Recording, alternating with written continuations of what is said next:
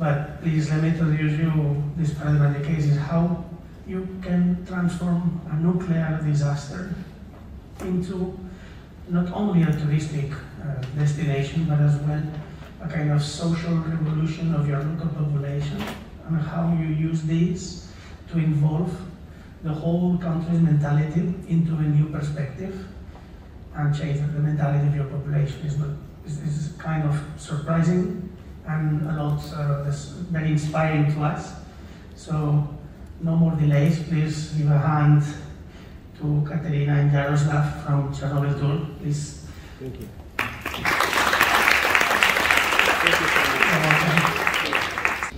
So the idea to create infocenters in Chernobyl was instant, and we just came up together and decided that we needed to do this.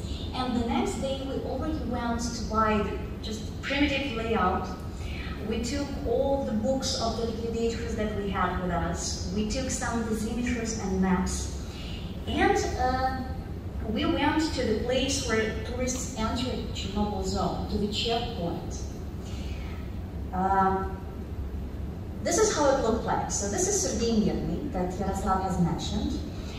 Behind his back, a tiny yellow sign says that this is the entrance to the exclusion zone, and there's just nothing.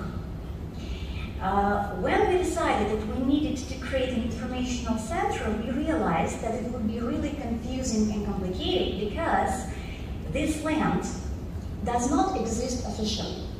The land between the yellow sign that you see and the place where the photographer who's taking the picture stands, this is a gray land. It doesn't exist in the land registers. The reason why it happened is because in the first years of the liquidation of the consequences of the accident, in a very traditional Soviet way, Soviet military authorities took a map, a pencil, and just made like a line saying this is the checkpoint. And of course it was not completely correct. So this land did not exist officially, but this is the place where the tourists spend time, where they need information, and where we needed to put the informational centers. Realizing that no one could officially prohibit us to provide information to tourists here, we also realized that a lot of the people would try to prohibit us. That is why, to prevent that, we brought some backup help. We had the military vehicle, which is behind the Yaroslav's back. This is the military vehicle of the radiological reconnaissance. It just happened that a few years before we created our TICs, Yaroslav has bought one of those vehicles because this is the historical vehicle. This is exactly the same type of the machine that was used in 1986 to make maps of contamination of the exclusion zone, to make that radiological reconnaissance. And also Sergei was the head of one of the brigades of the radiological reconnaissance on those machines. So we had it. And we brought it to the checkpoint, just, to feel more confident. It also became very popular among the tourists because, again, remember, empty space, gray land, nothing, checkpoint with the police officers on one hand, 2-3 hours back then of waiting time to enter the zone, so they got something to look at. And they got something where they could get some information for those few hours. So for almost a month, we were telling tourists about the exclusion zone, about what's inside. We were providing them with information. We would help them to get some books, maps, guided counters, explain them how to use that. In many cases, when people had to wait for the entrance, for the entry tickets, they would just ask, what is radiation? Is that okay to go there? Just things like that, which is a normal, common question. And when we realized that there was the demand for those information centers, we realized that we needed to do something permanent, something that doesn't look this way. We did, in 1.5 months, what the government could not do in 30 years. In 1.5 months, we have found the official legal way to put the TIC at the entrance to the exclusion zone. We spent all those days looking at the Soviet maps, going from one authority to another, asking how can we do that? Who is in charge of this territory? And finally, we did manage to do this. So very quickly, we made a special construction of the informational center just for the demands that we already figured out those months before. So it was the pretty simple construction, but it already had the TV screens with information. It had the coffee machine in case someone needs to get warmer, for example, during the fall or winter season. It had computers, it had Wi-Fi. It even had the very first solar panel inside of the Chernobyl zone. So we took those and we made this construction, as you see, quite simple, very bright to catch the attention, yellow in the middle of the gray land. And we took it to the entrance to the exclusion zone. That's how it looked like. We put inside everything that we realized that the tourists were asking us for those 1.5 months that we were just standing there, checking the demand. And we hired as our employees the inhabitants of the neighboring villages. The thing is that people who live around the Chernobyl zone live in the small villages where there are no businesses, no industries, no economical development, so basically no jobs. So for them, that was a great chance to get employed and to get the salaries equal to Kyiv salaries. So we hired those people, we trained them, and they started to work in the TICs.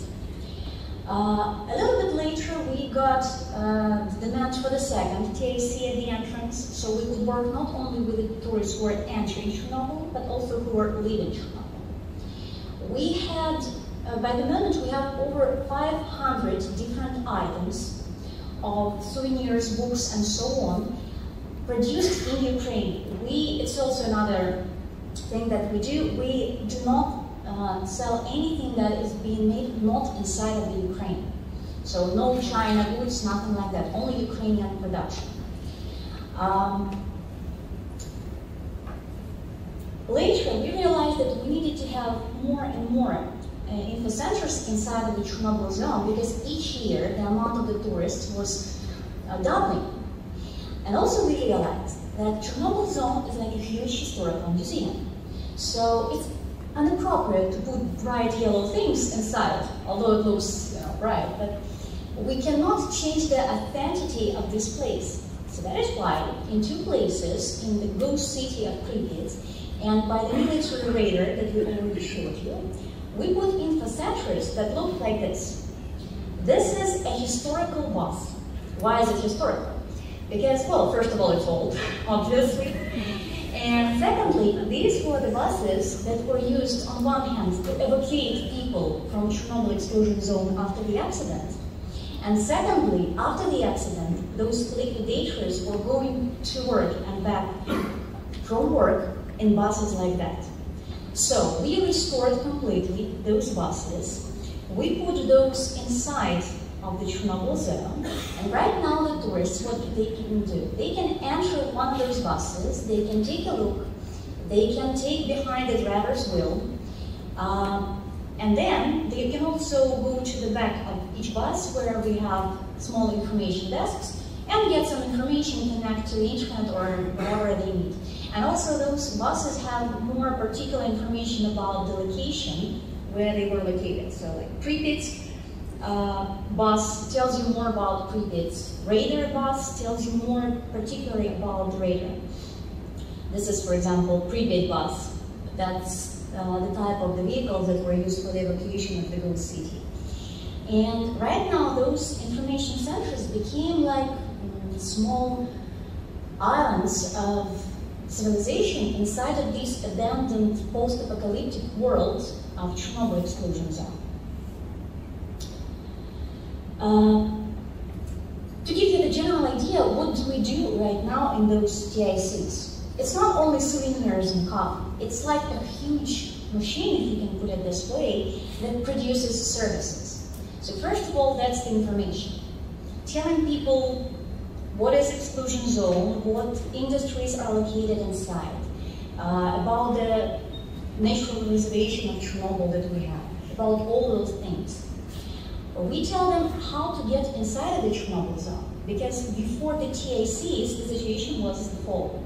A tourist could go to the gate of Chernobyl zone, where, as you remember, there was nothing, without knowing that to enter the exclusion zone, you need to have a special permission from the government that you definitely need to have in advance. So the person with the backpack stands in front of the gate to Chernobyl, and there is no place where he or she could get the information how to pass the gate. Police officers, unfortunately, do not know English or other foreign languages, and they do not actually inform people that's not what they have to do. So right now, people can have this information in the TACs.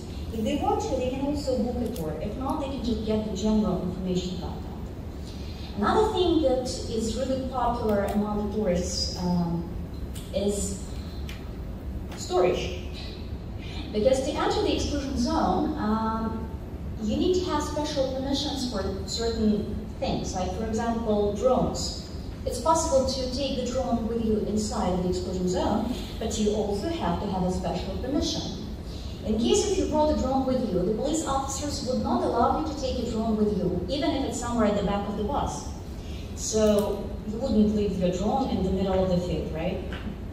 So right now you can just go to one of those TACs and leave it free of charge, and then pick it up at the end of your tour. People have a chance to get the goods that they need for entering the exclusion zone. There is a special dress code. For example, you cannot go with your ankles open, so you need to have high socks. If you forgot to bring your socks with you and you are 100 kilometers away from Kyiv, you have two options. Go back to Kyiv, buy socks and come back, or just cancel your trip. Right now you can buy all those things in those TACs, like which you demand, which you need for the tour. Mosquito repellents in summer. Exclusion zone is full of monsters, which are mosquitoes, to be honest today. And like raincoats and things like that. There are a lot of different things that we have. Books of memoirs of the liquidators, maps, dosimeters. But what is even more important, other than the chance to get some water during the hot summer or some hot dog in the ventilator, is that those infocenters actually cover needs of three groups of people. So on one hand, we have the tourists who go to the Chernobyl zone. And what they want to get some information and some services. But when they do, they become the ambassadors of the Chernobyl zone. So each single person spreads the story. So we have those people on one hand of our triangle. And then we have the employees of those TACs, which, if you remember, come from the neighboring villages. So for them, it is important to tell the story to the world that their villages exist, that there is life around the Chernobyl zone. And they want people to come over and to show them that. So that's the second party. And then we have liquidators, people who mitigated the consequences of the accident in 1986, who want to tell that story to the world, who want to show that to people, and we have events with those liquidators, we have lectures with those liquidators, we have again their books and so on. So we have three of these groups that are connected because of these tourist infocenters. They brought them all together. A year ago, in 2020, there was a huge fire inside of the Chernobyl zone in the woods. It lasted more than a month, and at the base of the Chernobyl infocenters, we created the volunteer center that collected help for the firefighters. To be honest, they needed everything, starting from drinking water, some napkins, some clothes, some food, up to parts of the old vehicles that were used by them to stop the fire. So Chernobyl tourist infocenters became a territory where people could bring the help and from where it could get delivered. So it was also a great help. If you remember from Yaroslav's story, we also, inside of the Chernobyl zone, we also have some people who still work there. It's police officers, it's ecologists, scientists, the employees of the nuclear power plants, administrative workers, and so on. So all these people who work in Chernobyl, to be honest, were not completely happy about the fact that TACs appeared at Chernobyl, because they just couldn't see the profits. They didn't see the reason. They didn't need it as they thought. And for them, we've created a so-called Chernobyl card. The word Chernobyl card for the Ukrainians is mostly associated with something bad. Some small pensions, you have like a card and then you go to the doctor and he tells you, oh, you are from Chernobyl, it explains everything, or something like that. And for us it was important to work with this social tension and this psychological trauma, so that's why we call those cards Chernobyl cards. These cards are being provided to all of the employees of the Chernobyl exclusion zone, free of charge of course, and they give them up to 80% for everything, all the services and goods in Chernobyl TACs, on one hand to give them some privileges, because it's more than the rest of the tourists, for example, get, and on the other hand, to thank them and to acknowledge the importance of their work, because they work in Chernobyl zone. In 2019, HBO released a famous TV series, Chernobyl, and more people started to go to Chernobyl zone. Ukrainian president, who was a media person in past, realized that Chernobyl existed, there was a huge interest, and that is why on the governmental level, he proclaimed finally tourism to Chernobyl. To do that, they had to collect some data and to write some decrees about what to do in Chernobyl, get some information about the amount of the tourists, who they are, what they want, what problems does the tourism have, and so on. So Yaroslav and Sergei were asked to go to the administration of the president, where they put together all this information and experience, and based on all of that, there was the decree of the president number 512 released, which finally officially admitted the acceptance of Chernobyl tourism and the importance of it. So starting from now, finally, Ukrainian government had to support Chernobyl tourism, which was revolutionary for us. It's a strange situation when you have hundreds of thousands of people who go to Chernobyl tourists every year, but officially there is no tourism. So the more and more people were going to Chernobyl, and one of the main tasks that Chernobyl tourism has right now is to explain to the government that we don't need to start from the beginning, from scratch. We already have this experience. We just need to have the support. Business that has been working with all these tourists already knows the demand, already knows what they need. We already have this experience. Business is more client-oriented and more adaptable. That's why what the government needs to do, they need to give us support. And to be honest, right now they do. Finally, right now we got a special team that comes from the office of the president who helps us. We have new roads made in Chernobyl. We are making right now a new entrance to the Chernobyl zone, a special terminal, so people can enter without waiting in a queue. We have a lot of the plans for scientific hubs and so on. And these people who had to deal with all of these problems that Chernobyl had for years before that, to deal with all of these challenges, they really help, but that's a huge amount of work. We really appreciate our allies right now. But, we're still at the beginning of this wave.